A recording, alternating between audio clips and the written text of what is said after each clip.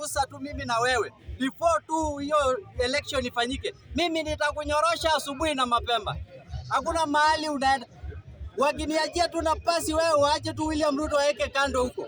Wanipatie tu luko lomelo pale na ngida mnyewe. Asubuhi na mapema nimekupeleka huko mlima umerudi huko nyumbani kwa mashares.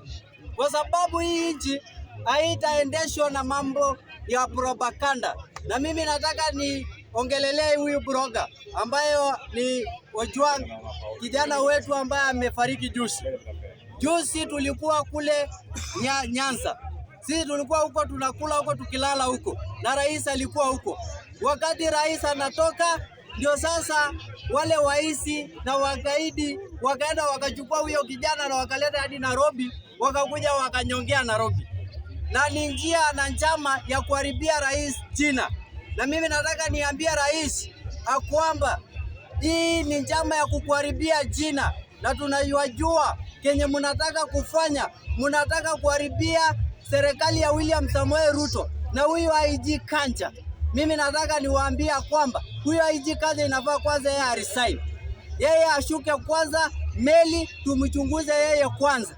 Kwa sababu mimi ninaangalia pale majina ambayo inatajwa ni Kipkurui, Kiprotich, whatever, ambaye tunapiganishwa na watu wa Nyanza, na sisi hatutakubali kupiganishwa na mandugu zetu kutoka maeneo ya Nyanza.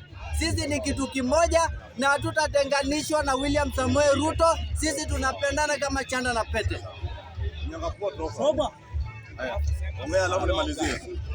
Majina anaitwa Sila kutoka Makueni.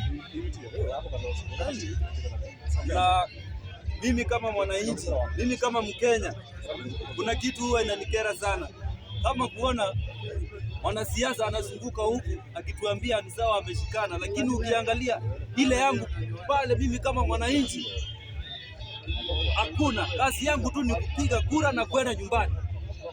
Wao wanaacho pale wakigawana cheo na pesa na mamlaka zingine pale kwa maofisi zao.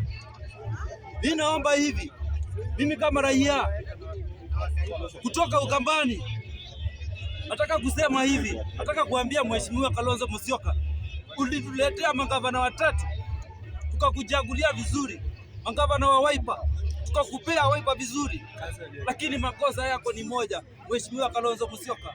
Sio eti tunakupea heshima, lakini makosa yako ni moja, Mheshimiwa Kalonzo Musyoka, au fuatilii vile wa magavana wanafanya. Juzi budget imesomwa Makueni, sisi tumepata bilioni 8.9.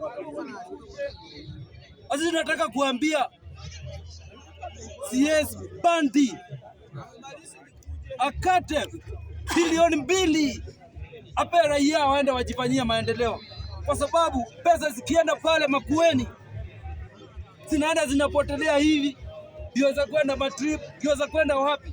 Lakini nataka kusema hivi, raia wapewe pesa, wajipange, kila eneo la mbunge lipewe pesa fulani, wachimbe maji.